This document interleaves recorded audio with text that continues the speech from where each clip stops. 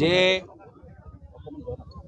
যোৱা 5টা বছৰ এজন ব্যক্তি নিজকে অসমৰ ৰজা পাতি অসমৰ মানুহৰ মাজত ভয় আৰু ভাবুকি সৃষ্টি কৰিছে।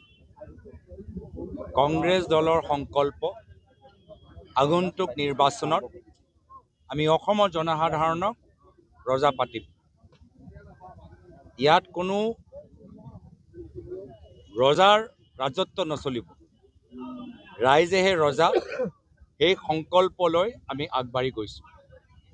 আৰু এই বাৰ্তা বহুতক উৎফুল্লিত কৰিছে, যাৰ ফলত মানুহবোৰ বিজেপি, অগপ বিভিন্ন দল ত্যাগ কৰি কংগ্ৰেছ দলটোক যোগদান কৰিছে।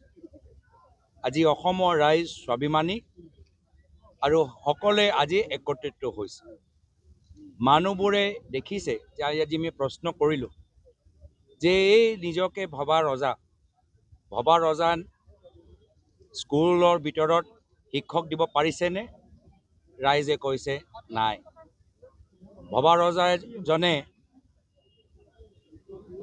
হস্পিটেলৰ ভিতৰত কম দামত দৰৱ দিব পাৰিছেনে? ৰাইজে কৈছে নাই পাৰা।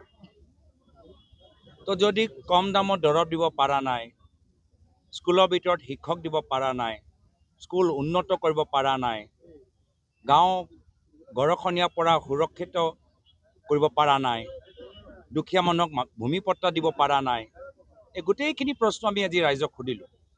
এটা ৰাজহুৱা আজি হিচাপ নিকাচ হৈছে মৰিগাঁৱৰ ভিতৰত, আৰু প্ৰতিটো প্ৰশ্নত ৰাইজে কৈছে যে এইখন চৰকাৰে পাৰা নাই। তো পাৰিছে নেকি? পাৰিছে মাত্ৰ এটাহে, যে নিজৰ পৰিবাৰৰ নামত যে কোম্পানী খুলিছে তাত চৰকাৰী ধন মানে ৰাজহুৱা ধন বিভিন্ন মাধ্যমৰ যোগেদি তাত কোম্পানীক দিছে। কেতিয়াবা এডভাৰটাইজমেণ্টৰ নামত, কেতিয়াবা কনচাৰ্টৰ নামত, কেতিয়াবা চৰকাৰী ঠিকাৰ নামত।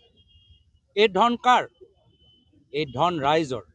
চৰকাৰৰ ধন হিমন্ত বিশ্ব শৰ্মা ডাঙৰীয়া ব্যক্তিগত ধন নহয় যে তেওঁ নিজৰ পৰিবাৰ, নিজৰ ল'ৰাৰ কোম্পানীক এই ঠিকাবোৰ দি তেওঁলোকক আৰু কৰৰপতি বনাব।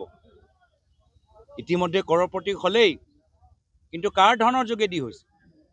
চৰকাৰৰ ৰাজহুৱা ধনৰ যোগেদি হৈছে। পাব্লিকৰ যে টেক্স, টোল, GST, ফাইন, মাটি খাজনা, ইলেক্ট্ৰিচিটি বিল, ৱাটাৰ বিল, তাৰ পৰা সেই পইচা লৈ